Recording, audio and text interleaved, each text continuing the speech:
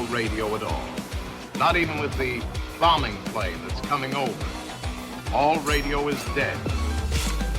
It's alive. It's alive. It's alive. It's alive.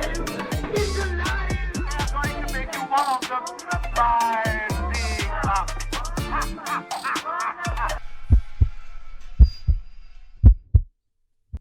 Hello and welcome back to another episode of Horror of the Worlds, where we talk about horror movies and where they got their influences. I'm Chris Gerhardt, and today we are talking more about exploitation, not so much the movies itself. Jumping right into it, exploitation films, what they actually mean when they say exploitation is exploiting a current trend, a niche genre, the smaller genres, lurid content, typically nude or even drugs, and graphic violence, just absurd violence. Just the definition of exploit itself is make full use and derive benefit from a resource or a bold or daring feat.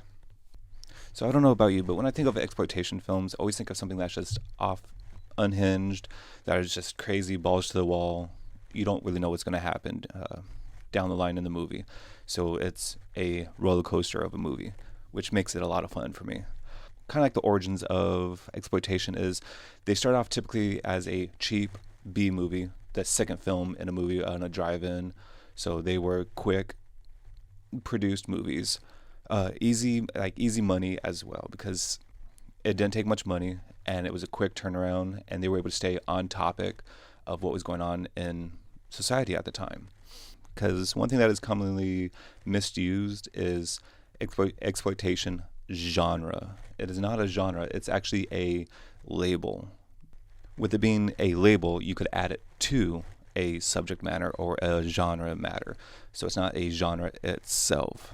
The intended purpose of these exploitation films has changed throughout the decades. When it first came out, like back in the 30s, when it came to movies like Ecstasy, that was just exploiting a lot of the nudity. So think of like softcore, marijuana, where it was exploiting reefer, which later on became they re-edited it as Reefer Madness, which I'm pretty sure we all know about, making pot look so much more fun and scary, which became a more so a horror film later on.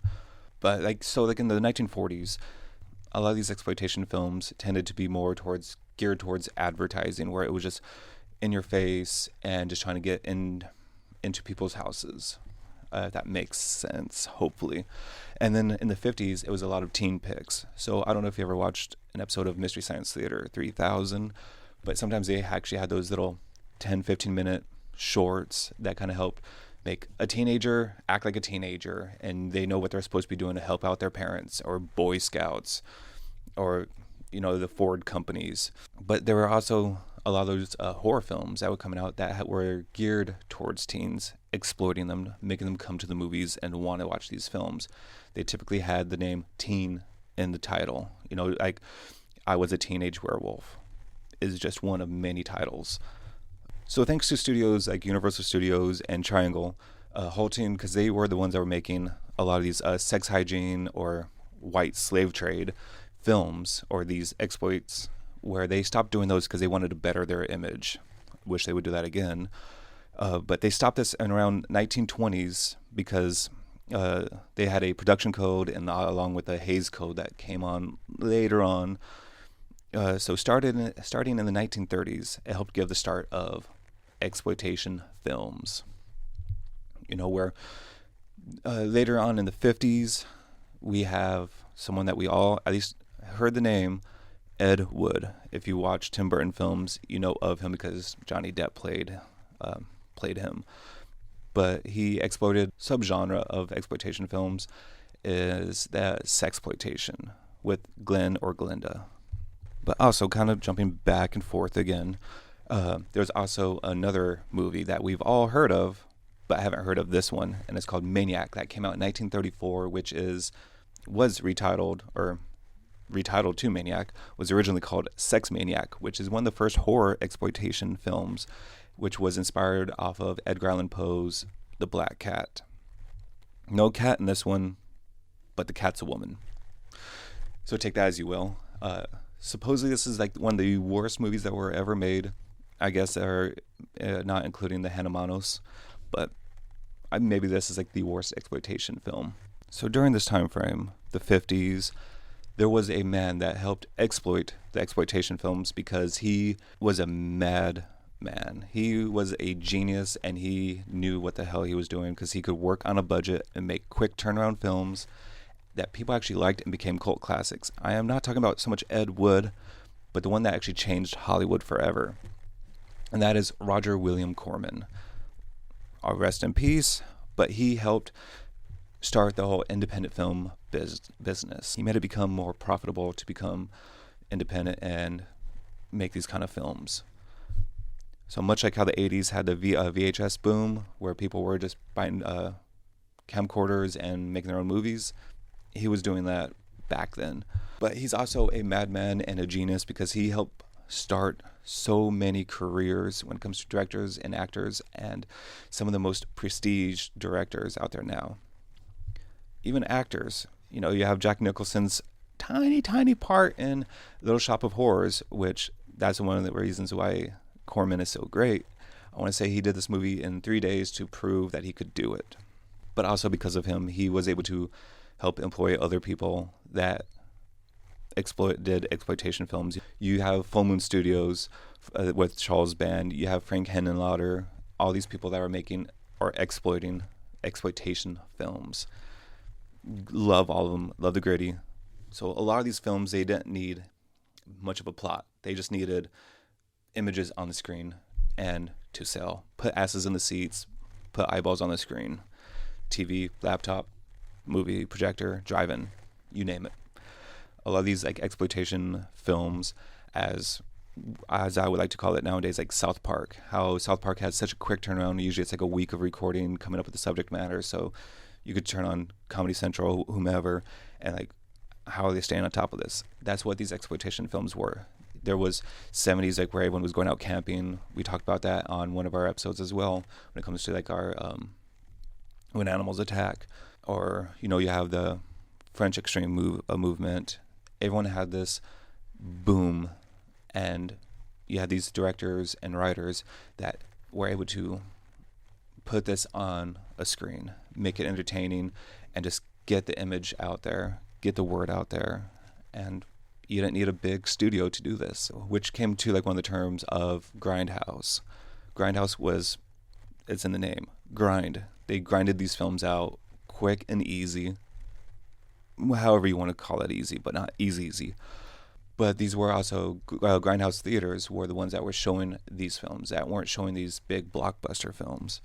Typically, a lot of these were like the Hammer horror films that were still exploiting the Universal movie films. But along also came like probably one of the more, I think the ones that we kind of know about is blaxploitation. One of my top 5 exploitation genres. These were predominantly black cast members and directors and editors, and they were geared towards African Americans, where they had them against the man, the white man, whitey, keeping the black man down. But one of my favorite movies is Blackula, which you could guess it by the name. It is a black Dracula, and for its time, it was a fucking gruesome version of Dracula. Almost one of my favorite Dracula movies as well, or different variations of Dracula. I highly recommend it if it's ever streaming anywhere, or if you could get yourself a copy. Check this movie out if you want some blood, gore, and just some badassery. But also, blaxploitation is still going around. I'm not talking about just like the channels that are geared for that. One of the more recent movies that is, if Saw and Friday had a baby, it would have made this movie, The Blackening. This movie was kind of slept on. I know it's going to come back around, but I highly recommend watching this movie if you're down for a comedy. But I want to say what the subtitle or the punchline of this is. You know, when everyone's black, who dies first? Which we're going to get into those topics later on, but give this movie a watch. And like I said before, you know, exploitation is a lot of companies' bread and butter. You have Full Moon Studios, where Charles Band ended up making a coronavirus movie just, I think, like a month after COVID happened. COVID, we got locked down in March, and I think he had this movie out in April. Guy's a freaking genius. He knows how to exploit and knows how to make a quick buck. You also have films like Asylum, which these are more mockbusters, where they prey on a lot of people grabbing their movies, thinking it's a different movie. One of the more common ones, at least back when I was in school, was Transformers. This movie was huge because it was a big blockbuster, a lot of CGI, and one of their movies that they were doing was Transmorphers. Transmorphers, if you look this up, or I might post it here, the titles look really close, so someone is going to go pick up Transmorphers, I think it's Transformers, and realize, why the fuck did I just watch this bad CG sci-fi film? I might have been in one of them. Exploitation helped give birth and is some of my favorite genres, period, when it comes to horror. Slashers and splatter. They are exploiting a lot of those movies that were coming out in the 80s, and even now the splatter that was coming out in the good 2000s. Some of that torture porn, gore, just pointless, just, you love what you love. Slashers, they exploited this, and they were just like, oh, kids and teens just wanted boobs and blood. We got it. We didn't get anything else, which was part of the exploitation. But also, with that being said, there are so many different exploitation subgenres. There's Ozploitation, there's Canucksploitation. I'm pretty sure if you have a genre of anything, even like gangsters or biker movies, there is an exploitation film for you and for them. If you want to hear more about this, or if anything, leave a comment down below about your favorite exploitation subgenres or favorite exploitation movies that you think that I should or any one of us should be checking out. Hope you enjoyed this quick episode. See you next time.